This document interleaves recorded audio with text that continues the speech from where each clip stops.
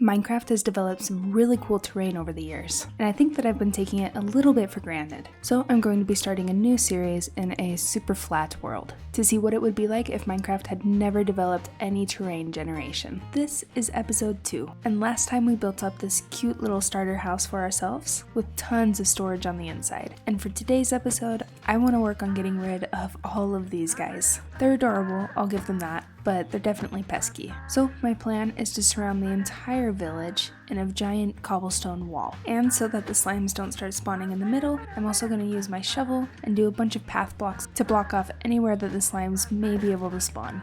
I'm not really sure why my dirt isn't showing up. The iron golem just gave me x-ray hacks, I suppose. Or the dirt is broken. Can't really tell. There we go. All reloaded, and the texture pack should be working now.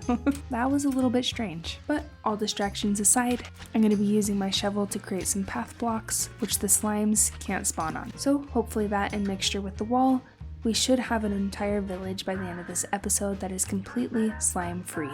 So first things first, in order to build our wall around the village, we're going to need a cobblestone generator, because in a super flat world, if you didn't already know, there is nothing but bedrock when you dig underneath the dirt, which means that we're going to have a really hard time discovering any cobblestone. The only way that I personally know how to get some is going through all the villages and taking out their churches. I don't really want to take out all the houses in the vicinity of me, so instead, I'm going to say goodbye to my village for a little while after I grab my bed. I just realized it's nighttime. And now that it's daytime, we can head off away from our village in search of another one. And what I'm looking for is a blacksmith, because those spawn naturally with some lava inside of them. So I figured that's our best bet to go ahead and get ourselves a cobblestone generator. Ooh, that's a little cool. I'll take a couple of these things. And of course the gold. And we're back on our way. I'm not going to lie, I just realized I was really dumb.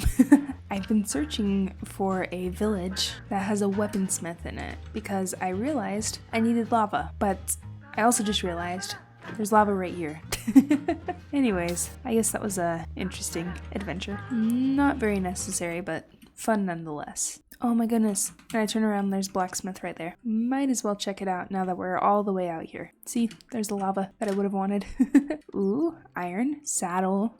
That might be helpful for us getting home a little bit quicker. Let's see. Do you all have a horse by chance? No, you do not. Well, I guess that just means we should head back on our way to the village. And here we are. So the next thing I want to do is maybe in the middle of a grass patch so nothing happens to light on fire. We're gonna go ahead and set up our cobblestone generator. And actually, I want it to be one more layer up. So we're gonna need a spot for our lava. The slimes just really don't want us to make that wall. Anyways, like I was saying, one spot for our lava, and then if we come over here and grab us some water, we should be able to just put it like this. Put the water source right there so that it's flowing into the center but not touching the lava block. And then I believe, oh yeah, I think I was supposed to do that.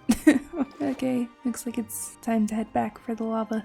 Alright, and we are back, and we'll grab the lava source that I originally intended on grabbing. And I knew it. This is a totally new village, which is pretty cool. Might as well grab all the stuff in here. And then if I was correct, I spotted a little bit of a horse over here in the distance. So we can go ahead and grab this guy. Best friends forever. Only took 2 times this time. Usually takes ages with horses. And then we can ride off into the sunset all the way back to the house once again. Alright, now that we're back, let me clear some of this up and spend the time mining this obsidian forever. This is gonna take a minute, and there we go. So now, if we do this properly this time, we can go ahead and set up this area yet again, and this time I need to have a block going downwards so that our water source goes into it. Then we can take our lava underneath here and place it right here.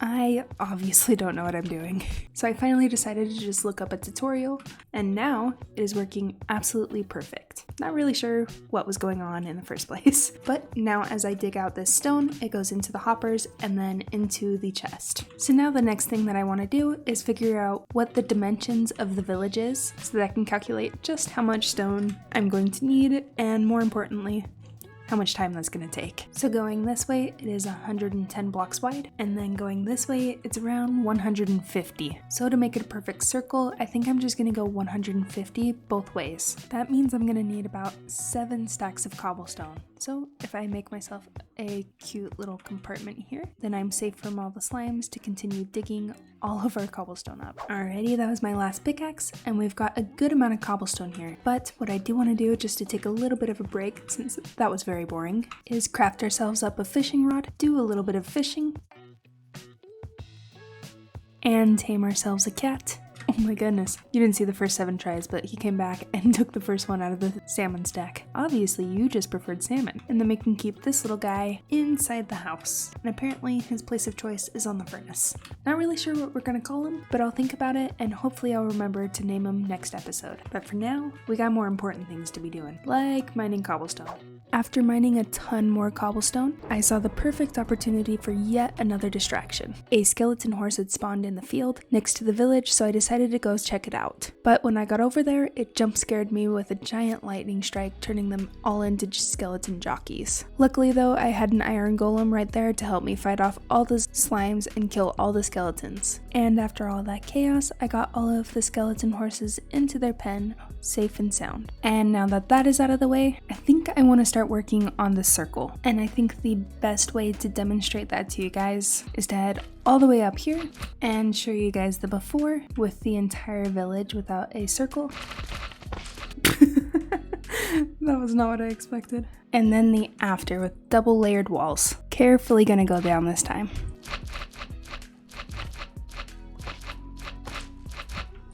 Now I just want to connect up the walls using some wooden slabs, just like this. And then the final touch that I want to do, some little pops of stone, just like this, with some stone slabs connecting them at the bottom. And then from the bottom, it should look a little bit like a medieval wall. And as easy of a concept as it is, it's going to take me absolutely ages to go all the way around the wall. And now that the wall is complete, I want to use my shovel to make some path blocks around all the areas that are slime chunks. And I already kind of went around and marked all the areas that I think are slime chunks, so now all we have to do is just start digging. And if I press F3 and G, it shows all the chunk borders so that it makes it extra easy for us. It's gonna look a little weird for a moment, but we'll find a way to decorate these later. Alright, that is a good chunk of the world covered in all of these path blocks, and so far I haven't seen any slime spawning, so I think that means we're good. So for the final part of this video, I do want to do something with this. It is quite ugly, so I think I'm gonna turn it into a nice little house that kind of matches the villagers' houses, similar to how I did my house. So the first thing that I'm gonna do is switch out all of this dirt for some cobblestone blocks. Alright, I have completely encased the cobblestone generator in some stone, and hopefully that means that we can decorate this kind of in a wood style on the outside without the lava burning down the house. So I think I'm going to start off by adding a base, and then I'm going to go up one more layer and make this part pink, and add some trapdoors for the windows.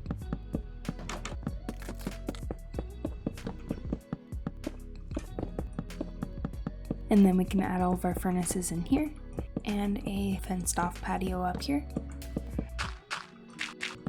with a little bit of a flower pot just for some decoration. And while we're at it, we might as well add flower pots all around the building.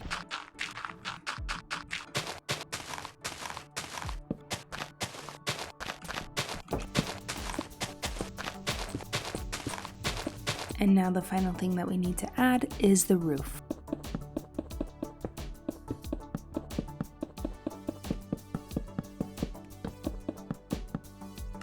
And that is the house complete, and I am entirely out of time for this episode, so let me give you guys a quick recap and then we'll do a quick house tour. We started off the episode by making the original cobblestone generator, and then getting ourselves a new cat friend, and of course some new horse friends as well. After that, I spent about 3 IRL days on the cobblestone generator just to build the wall. Yes, I said 3, but it was totally worth it because the wall looks absolutely amazing. And while we're up here, you can also see all of the patches of grass that I cut out, and so far it looks like it is working because there's significantly less slimes. And then finally we built this to cover up the cobblestone generator. I've split this build into kind of 4 pieces, with the original cobblestone generator being in the bottom half right here, and the entrance to the cobblestone generator right there, with a nice patio on the top to access the main storage area. So if we go in and take a look through here, it looks much nicer, and you can still mine away all the cobblestone that you'd like. And then if you're ready to head up to the second floor, you can go up the staircase and through these doors where all of the furnaces are located. And I also added a little bit of a storage system right here, just in case I want to save all of the stone. And with that, that was pretty much everything that we did this episode. So if you did happen to enjoy at any point in time, consider leaving a like, because it helps me understand what kind of content you guys enjoy. And while you're down there, consider subscribing, because I would love to see you guys in the next episode.